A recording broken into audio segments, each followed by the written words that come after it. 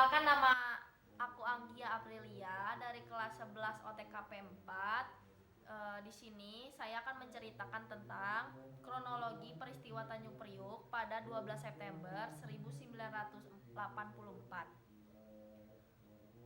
Di sini saya akan menceritakan peristiwa Tanjung Priuk adalah kerusuhan yang melibatkan tentara dan warga di Tanjung Priuk, Jakarta Utara pada 12 September 1984. Kerusuhan ini merupakan salah satu kerusuhan besar yang terjadi pada masa Orde Baru. Tragedi Tanjung Priuk dihujani aksi penembakan yang menyebabkan 24 orang tewas, 55 orang luka-luka. Namun, jumlah korban secara pasti tidak diketahui hingga saat ini.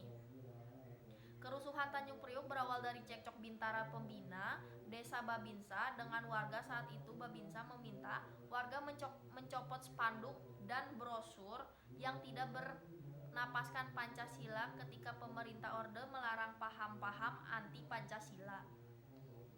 Selang 2 hari, spanduk itu tidak dapat juga dicopot oleh warga petugas.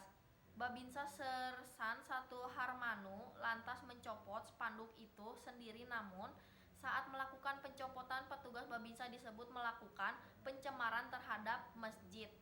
Petugas Babinsa disebut tidak melepas alas kaki saat masuk ke dalam masjid.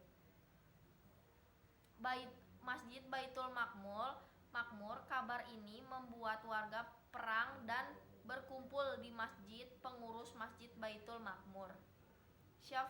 Syarifuddin Rambe, Sofyan Sulaiman, dan Ahmad Sahi mencoba menenangkan warga, namun warga yang emosi membakar sepeda motor petugas Babinsa. Alhasil, Syarifuddin, Sofwan, Ahmad, dan warga yang diduga membakar motor, yakni Muhammad Nur, ditangkap aparat. Keesokan harinya, warga-warga meminta bantuan tokoh masyarakat setempat yakni Amir Biki untuk menyelesaikan permasalahan ini. Amir Biki dan sejumlah warga mendatangi Komando Distrik Militer atau yang sebut dikira Kodim, Jakarta Utara. Mereka meminta agar jamaah dan pengurus masjid dilepaskan. Permintaan ini tidak ditanggapi. Amir Biki pun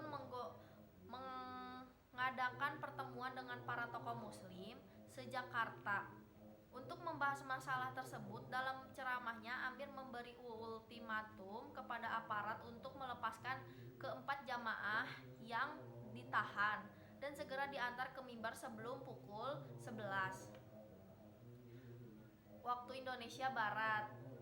Jam 11 waktu Indonesia Barat. Jika tidak dituruti, Amir dan massa akan mendatangi Kodim.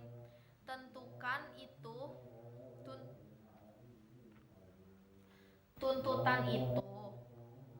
tak juga dipenuhi. Amir pun membagi massa menjadi 2 kelompok untuk bergerak menuju Kodim dan Polsek.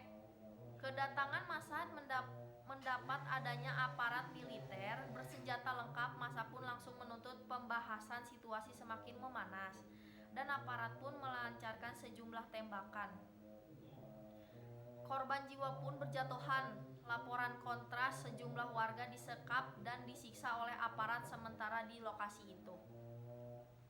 Penembakan langsung dibersihkan sehingga tidak terdapat tanda-tanda kerusuhan. Setelah penembakan, Pangdam V Jakarta Raya Maijen TNI Sutrisno bersama Pangkop Jenderal TNI Mordani dan Menteri Penerangan Harmoko memberikan pernyataan terkait peristiwa berdarah di Tanjung Priuk. Pemerintah Orde Baru menyatakan bahwa peristiwa Tanjung Priuk merupakan hasil rekayasa orang-orang yang menggunakan agama untuk kepentingan politik. Penyelesaian masalah ini berlangsung lama. Sejumlah istilah pada tahun 2001, sejumlah persidangan dilakukan pada tahun 2003. Itulah sejarah peristiwa Tanjung Priuk atau tragedi Tanjung Priuk pada 12 September 1984. Sekian tugas saya tentang menceritakan kronologi peristiwa Tanjung Priuk ini.